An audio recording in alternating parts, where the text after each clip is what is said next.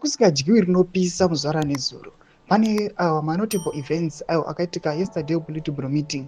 Vanhu vanyatsa kutaura mashoko uchiti aiwa trust chaiyo muthe regime, the ruling party ZANU-PF, but raizikanwa kuti aiwa hakuna bato rine upfumi pamwechete neunity aiwa seZANU-PF. Panguva inoi boya pachikando aiwa footage mapictures vanhu vanyatsa kuona kuti aiwa kutop leadership uko hakuna kumira zvakanaka. Sanapera mashoko anobuda nyuko panapa ndoti subscribe like on the bell icon. Timuta pahendo yani hama yamuri kuona iyi anobuda chiposta this picture amuri kuona ragenerary aiwa neface yavo yamunyatsa kuona kuti aiwa face iyi haisi kana haina kana mufaro, haisi kana haina kana kusununguka.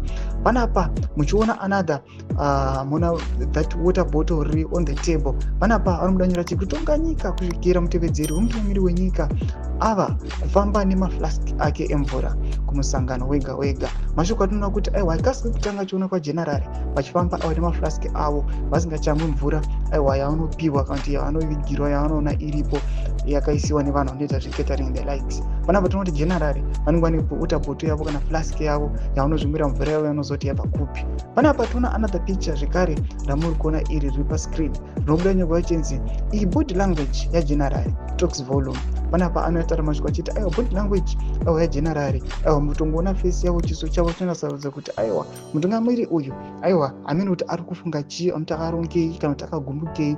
Mashoko atinoona kuti panguva inoi vanhu vachidrowa back maspeeches aimbotaura nagenerary, maspeeches ezvigananda, maspeeches aiwa ecorruption as a security threat. Panapa vanhu vanyatsa kuona kuti aiwa panguva inoi hazvina kana kumbomira zvakanyatsa kunakanaka just because mukomana wagenerary panguva inoi ari against corruption inoitika munyika.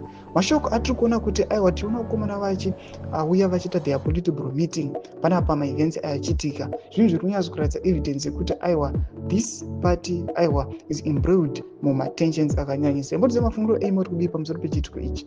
Pina comment section medu kudze mafungiro enyu. So subscribe or like, turn on the bell icon.